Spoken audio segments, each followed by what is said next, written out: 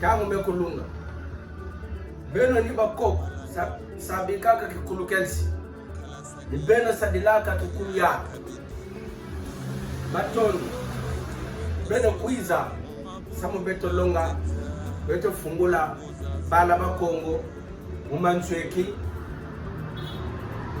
ma kikuluketo anchweki ma le tradis spirituel msadulu amakaya miti bibulu bazesekte etc. Bize yekabwe zibulelo nzila nyo sina betka kulonga bana bakuwa munu ni mutamia kana mwana ngani mfumu nsundi ngudi nganga nzila kongo yankudulu mumpeve ebo mfulukolo muntemo teme zibwira beteka bwiri tangu mekulunga na kulonga inakele bala bakao matoni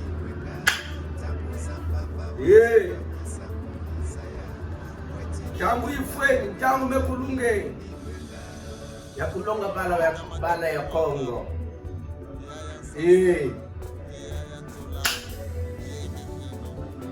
kufungula ba umezi bakufunguka meso bakuzaba mambo ina balenda yidika na mambo balenda yidika pe emuchindu ba mambo kakulutilaka na ntoto ya samoti inzambe mekukumaka mingi ina kena kukanga memoire na connaissance ya bala bakongo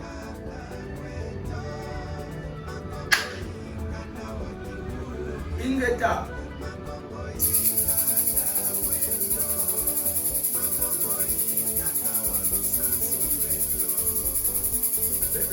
bila kete manzini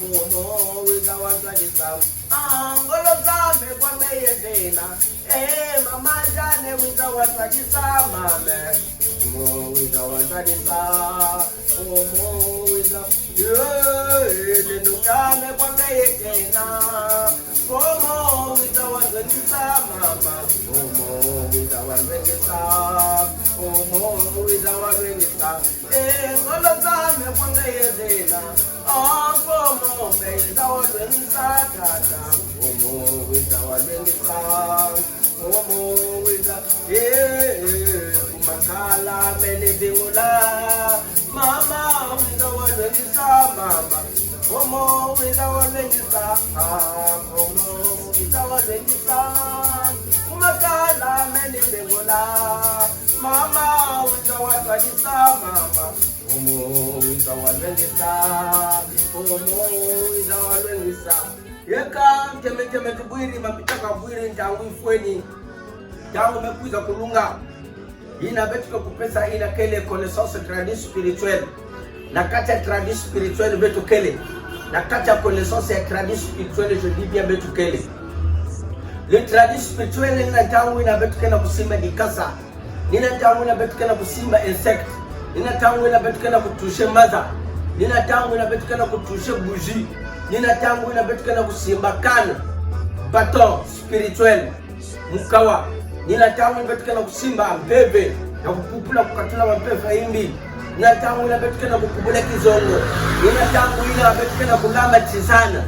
Voilà le tradit spirituel etc. La spiritualité nina tangu betuko na kusambila nina tangu betuko na kulonga betuko na faire passer bas enseignements. Les histoires de nos ancêtres, les histoires des prophètes qui ont vécu ici au Congo. Voilà, ça c'est la spiritualité. Lorsque nous allons apprendre les prières sacrées de notre spiritualité Congo, ça c'est la spiritualité. Mais lorsque nous touchons aux feuilles, aux plantes, aux écorces, et etc., ça c'est le tradit spirituel. Voilà, voilà, Betukedawa, Yakelumba Boubia. Beno télécharger ma forfait paquet, ça m'a suivre quelle vidéo du commencement jusqu'à la fin. Et il faut beno liker aussi, ça m'a ça comme encouragement. Et si il y a une difficulté aussi, il faut beaucoup aussi un numéro, beaucoup aussi. Pour tout ce qui concerne aussi consultation, que ce soit sur place, que ce soit à distance, nous sommes capables de vous recevoir convenablement. Ingeta.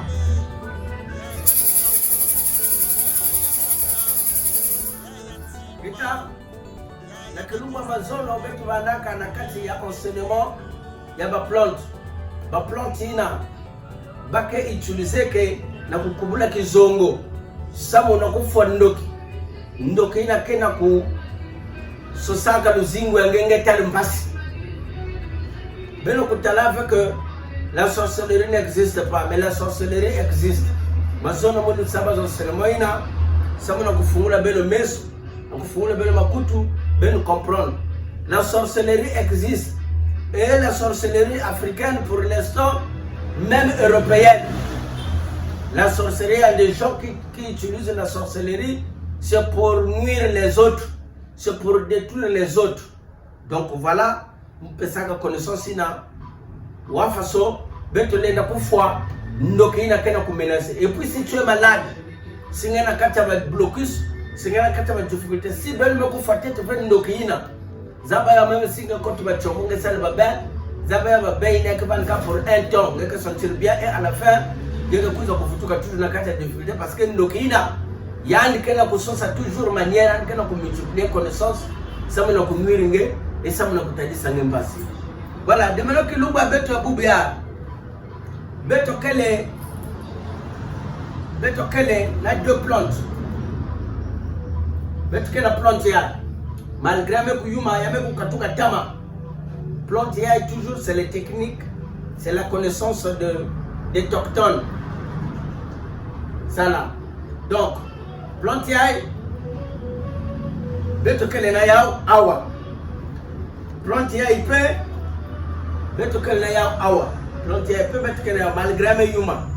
Na kati ya école initiatique na bazelève na kati ya école beno ke pour découvrir la réalité il y a planté parce que mamuka fini sa belle vidéo ina muke na kata brousse na tangu muke na kubuka ka planté ya voilà ma ben que kuzaba ya.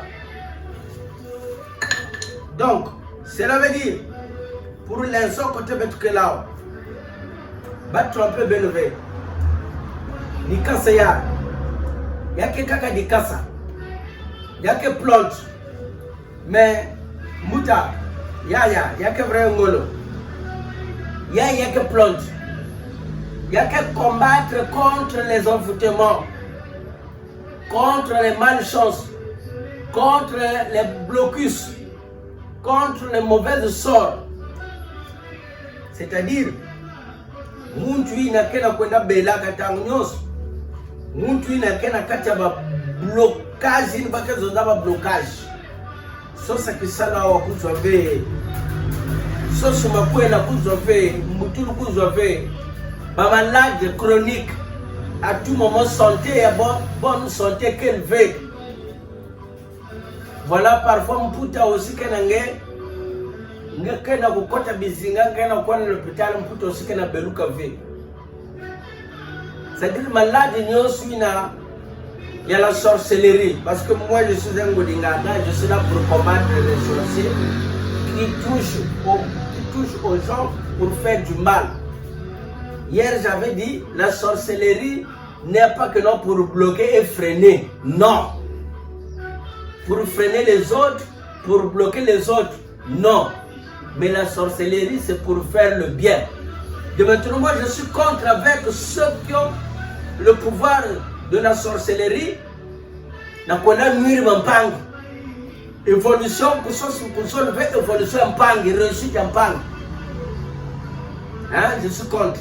Voilà pourquoi tata bampungu vous appelez ça mon révélation ça mon akunwengi ça peuple na ina metadi la façon beto lenda ko combattre ye tutondele ye kabwe tutondele et il faut se combattre.